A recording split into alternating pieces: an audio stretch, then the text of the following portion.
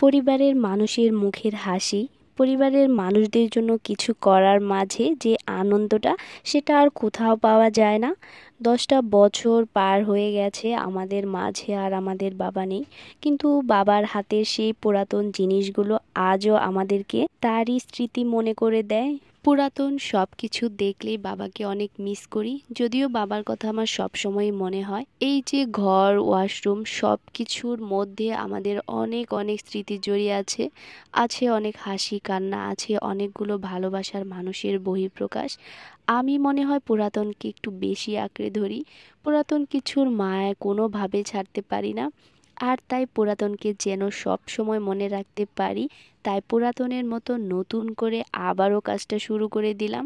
যেহেতু আমার বাজেটটা কম, তাই আমি ওয়াশরুমটা ছাদ করে দিব না, এমনি নর্মাল করে দিব। তাই এখানে আমি অল্প পরিমাণে কিছু ইট, বালু, সিমেন্টের অর্ডার করেছি। আর যেহেতু আমাদের বাড়িটা একটু ভেতরের সাইডে, তাই এখানে এই গাড়িটাই পারফেক্ট। তবে গ্রাম হলেও সুবিধা আছে, এখানে ফোন করে অ্যাড্রেস বলে দিলে বাসায় এসে দিয়ে যায়, আপনাকে গিয়ে নিয়ে আসতে হয় না। তবে সব জিনিসই যে এরকম ফোন করে বলে দিলে যে বাড়িতে এসে দিয়ে যাবে এরকম না, শুধুমাত্র এই জিনিসগুলোই ফোন দিয়ে বলে দিলে বাসায় এসে দিয়ে যায়। বাকি জিনিসগুলো কিন্তু আপনাকে ওখানে গিয়ে দেখে বুঝে তারপরে নিয়ে আসতে হয়। আর একটা কথা বলে দেই, কয়েকদিন আগে আমি একটা টিউবওয়েল নিয়ে ভিডিও পোস্ট করেছিলাম। সেখানে কিন্তু আমি আয়রনযুক্ত পানির কথা বলেছি এবং ওনারা কিন্তু আমাদের সাথে খুবই খারাপ করেছেন, যার জন্য নতুন করে আবারও আমাদেরকে আরেকটা টিউবওয়েল খনন করতে হয়েছে। ফাইনালি আমরা কিন্তু আয়রন মুক্ত পানি খাচ্ছি, সেটা কি আপনারা জানেন? স্বাভাবিক, আপনাদের না বললে আপনারা কিভাবে জানবেন, তাই একটু বলে দিলাম। তো যাই হোক, একটা টিউবওয়েলের পেছনে কিন্তু আমাদের দুইবার করে টাকা খরচ হয়েছে, তবুও আলহামদুলিল্লাহ যে আমরা আয়রন মুক্ত পানি খেতে পারছি।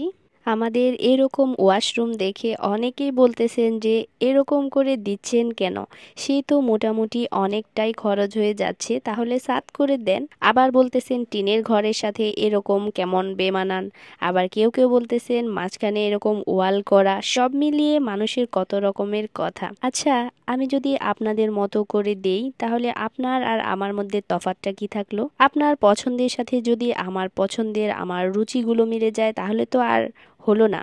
সবার রুচি যদি একই রকম হতো, তাহলে একজন মানুষকে নিয়েই তো টানাটানি লেগে যেত। বিষয়টা এমন না, প্রত্যেকটা মানুষেরই আলাদা আলাদা কিছু বৈশিষ্ট্য থাকে, থাকে কিছু রুচিবোধ। তাই আমার মনে হয় সবাইকে যার যার মতো করে কাজ করতে দেওয়া উচিত। তো আর বেশি কিছু বলতে চাচ্ছি না। আর কয়েকদিন যাবত যেহেতু ওয়েদারটাও একটু ভালো, আর মাঝে মধ্যে বৃষ্টিও হচ্ছে, তাই আমাদেরকে কিন্তু কষ্ট করে আর ওয়ালে পানি দিতে হচ্ছে না। তবে বেশি বৃষ্টি হলে কিন্তু সমস্যাও আছে। এই যে কষ্ট করে ওনারা ওয়ালগুলো তুলছেন, বেশি বৃষ্টি হওয়ার কারণে কিন্তু এগুলো একদম ভেঙে পড়ে যাবে, আর সাথে কিন্তু আমাদেরও অনেকটা লস হবে। তো ভিডিওটা আর লং করতে চাচ্ছি না, পরবর্তীতে আমরা ওয়াশরুমের ভেতরে কি কি করব সেটা নিয়েও একটা ভিডিও করব। তো ভিডিওটা আজকের মতো আমি এখানেই শেষ করছি। সবাই ভালো থাকবেন, সুস্থ থাকবেন। আল্লাহ হাফেজ, আসসালামু আলাইকুম।